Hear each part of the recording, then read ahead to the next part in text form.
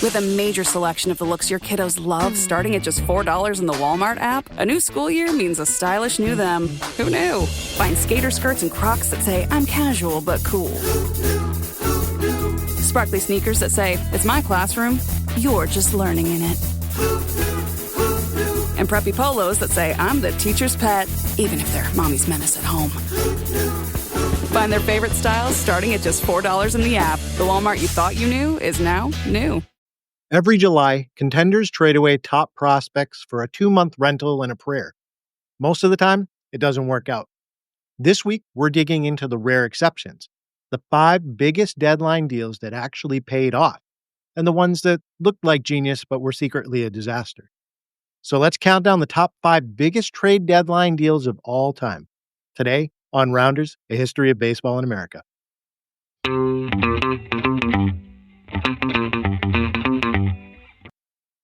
Hello, everybody, and welcome to another episode. I am your host, Jeff Lambert. It's great to be back with you this week.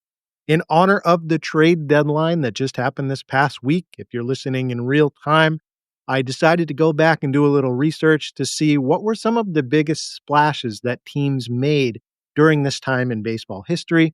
I looked at some of the ones that were impactful in hindsight, some that weren't. I picked my top 5 that I think meet that standard. So this is what we're going to do. We're overall going to look at the trade deadline. We're going to look at the teams that made the biggest moves and to see who it worked out for based on the amount of teams that were involved. So we're going to look at mainly 2-team trades, but there's one in there that's a 3-team trade. So I'm going to look at it from different angles and in hindsight, who won?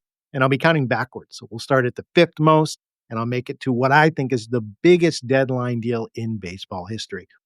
If I missed any, send me an email, send me a message on social media. Let me know if you think there should have been another deal in here that didn't make my top 5. I love the feedback from you. Keep it coming. Let's go ahead and jump into it.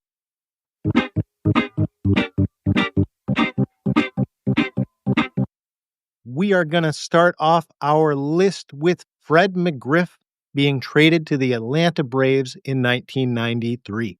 Let me give you the backstory. It's July of that year. The Atlanta Braves were a very good team, but they were looking up at the San Francisco Giants, who had a commanding 9-game lead in the National League West. So on July 18th, the Braves made a move. They acquired first baseman Fred McGriff from the San Diego Padres for a trio of prospects. So how did it work out? So for the Braves, this was a spectacular success for them. In the final 58 games of the season, McGriff hit .310. He had 19 home runs and 55 RBI. And he was really that offensive spark that they desperately needed to come back from that 9-game deficit, which they did. And they ended up winning the pennant that season. Even though they lost in the NLCS that season, McGriff was a key part of that lineup, and he went on to be a key part of the lineup for that 1995 World Series winning team. How did it go for the Padres? So remember, they got some prospects in exchange for McGriff. This was, at the time, a cost-cutting move for them, so it yielded very little in return, unfortunately. They got back prospects Melvin Nieves, Donnie Elliott, and Vince Moore. None of those guys ever became impact players. Nieves was the centerpiece of that deal. He was a power hitter. He did play parts of 5 seasons in the majors, but he struggled with a low batting average pattern. Then you had Elliott. He pitched just 11 games for the Padres. And then Moore topped out in the minor leagues. He never reached the majors. Let's look at the 4th most impactful trade at the deadline in baseball history. Manny Ramirez to the Los Angeles Dodgers in 2008. So we're in the summertime again. During this time, and I remember this well as a Red Sox fan, Manny Ramirez, he's on the Boston squad. His relationship with the front office had really soured, not only with the front office, but with the fans as well, the fan base. Not with everybody, but the media, I should say, apparatus in Boston was not being kind to him. He had been a World Series hero for us, but there were questions that were popping up increasingly about his on-field effort, and he stated that he wanted out because of that. Then you have the Dodgers, who during this time, they're a mediocre team. They're not the powerhouse like they are today. They're floating around 500. So they talk to the Sox and they pull off this 3-team blockbuster deal on deadline day, July 31st. And the Dodgers got Ramirez, with the Red Sox getting Jason Bay from the Pirates and the Pirates getting back a package of prospects.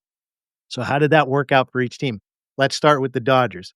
The Dodgers were obviously super excited to get Manny Ramirez. Manny Wood was the term you see a lot in media pop up when they got him.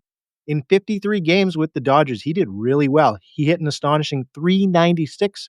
He had 17 home runs, and he almost single-handedly helped that team get to a National League West title. And his dominance continued in that postseason. He hit .520 with 4 home runs, and that led the Dodgers past the Chicago Cubs in the NLDS, which was a big upset that season. They were ultimately defeated by the eventual champion for that season. The Philadelphia Phillies knocked them out in the NLCS. But that trade, you could argue, really re-energized the Los Angeles fan base and, of course, the franchise in general for going out, spending money, and really investing in the team. They also gave up very little in terms of prospect capital, and they got a 2-month rental who really turned the season around for them. How did it work out for the Red Sox and the Pirates? Let's start with the Sox. Jason Bay, who they got in the trade, he was okay. He posted a .911 OPS. He had 9 home runs down the stretch.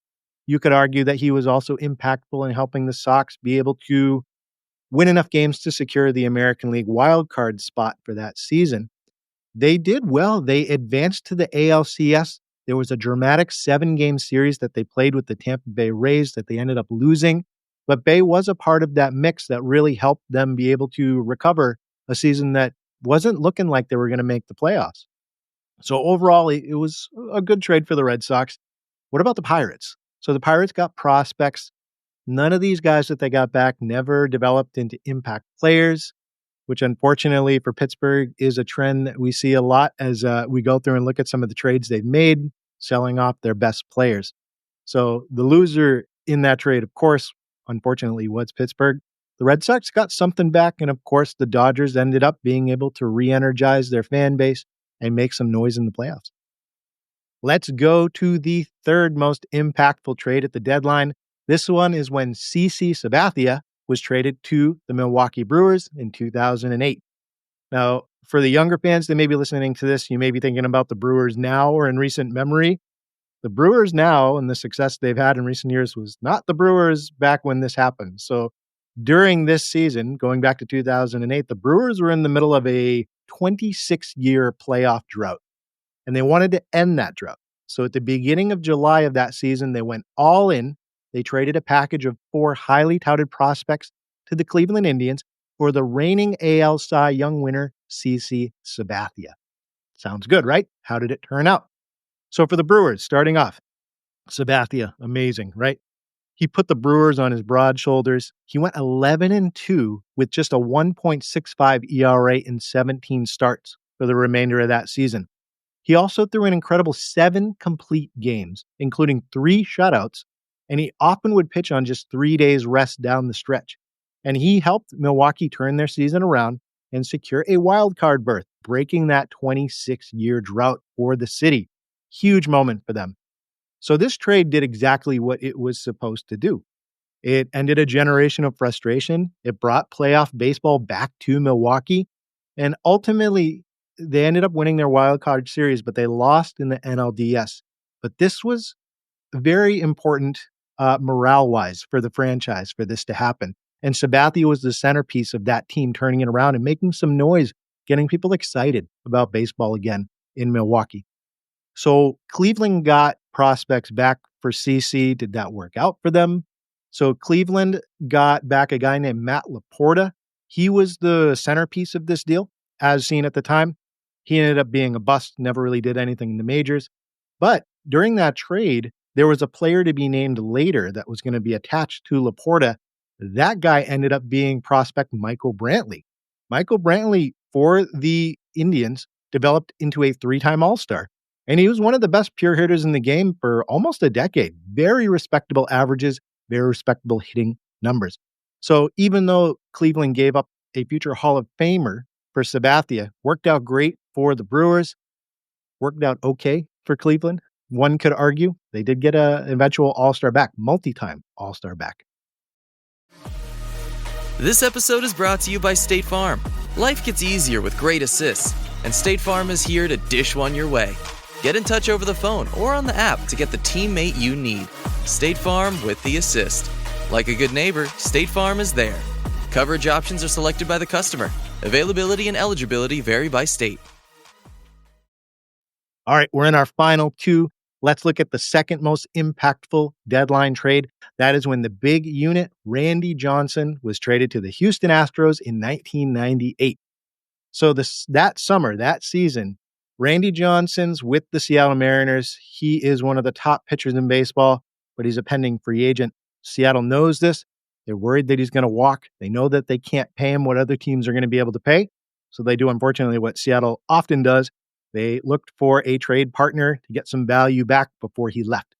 So enter the Houston Astros. They see a chance to stack up their rotation. They want to make a World Series run. So they made a stunning move just minutes before the deadline on July 31st. They got Randy Johnson for three prospects: Freddie Garcia, Carlos Guillen, and John Halama. All right, so let's look at how it turned out. For the Astros, let's start with them, because they are the ones that gave up these prospects to get one of the best pitchers in baseball. Johnson's performance in Houston after he was traded there's no other way to say it, he was otherworldly. He had 11 starts with the team to finish out the season. He went 10-1. His ERA, 1.2 out. He struck out 116 batters in 84.1 innings. That is amazing, for lack of a better term, right? So it was great in the regular season, but unfortunately, that year ended in heartbreak for Houston. The Astros ended up getting bounced in the NLDS by the San Diego Padres. Huge upset win for them.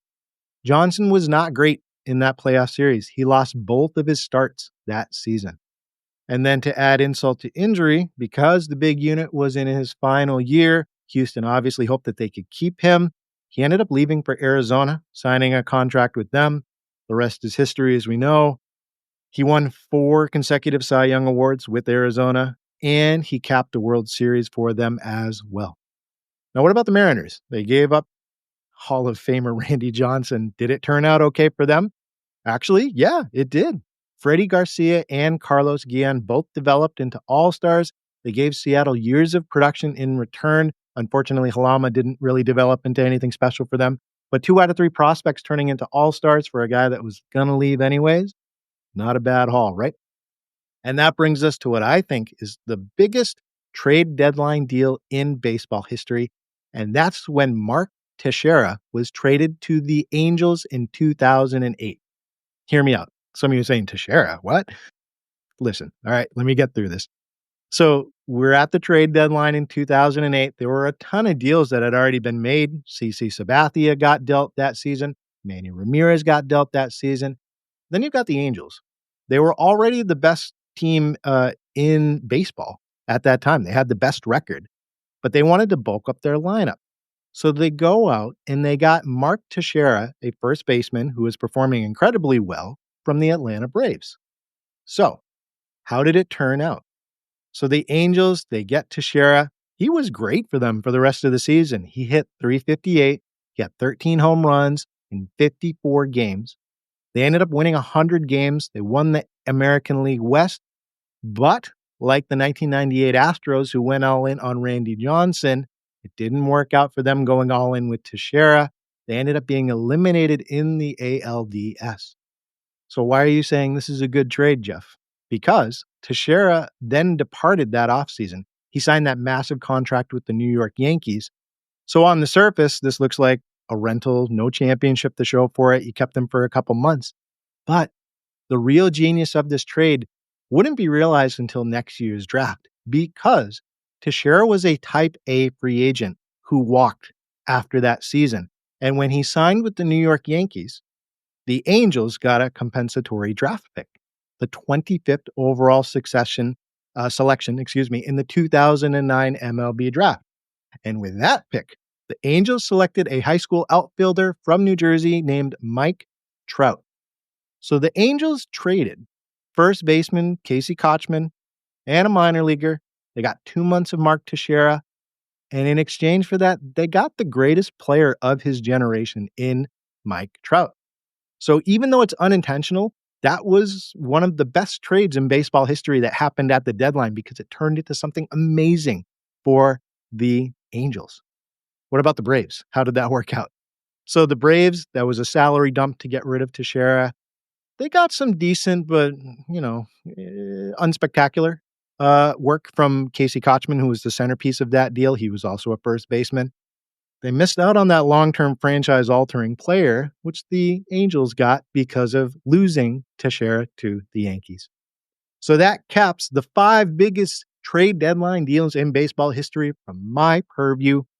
It just kind of helps us bring back and remember the trade deadlines more than just swapping jerseys. It's a roll of the dice. It's literally a casino move, right? It can redefine careers for some players. It can rewrite the record books, and it changes the fortunes of franchises for years to come, just like these 5 squads.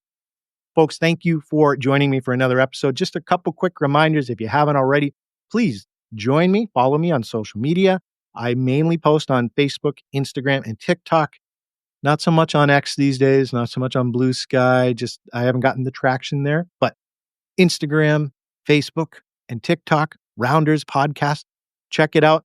I try and get daily updates about baseball history happening now for you every single day, so you can see it's not just something way in the past 40 years ago. It's happening now. I also like to post conversation starters to get great debates going. We just had one this week that really blew up, that asked readers to choose between Ken Griffey Jr. or Mickey Mantle if they had to make a decision as a GM who'd they'd pick. Things like that. So if you're not on social media, easy way for you to support me by following.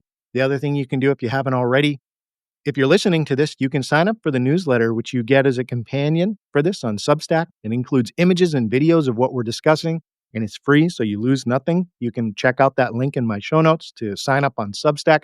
That also helps me. If you'd like to support the show financially, I'm in the process of buying a second microphone because I have some interviews coming up where I want to be able to go in person to film these with the individuals. Need to get another good microphone to make that sound good for you. So I'm raising money for that. If you'd like to send me a little money that way. I'm also looking at studio space, so I'm not inviting people over into my cramped, third room here in my house to be able to record. So all those things will help me deliver better episodes for you. So you can send me a one-time good game tip, There's a link in the comments. And then if you want to support the show and become a regular financial contributor, I offer extra perks for being a monthly subscriber. You can check out those details online on Substack as well. Okay, I'm finished with my plugs. Thank you so much for joining me for another week and making this a part of your rotation. That means a lot to me.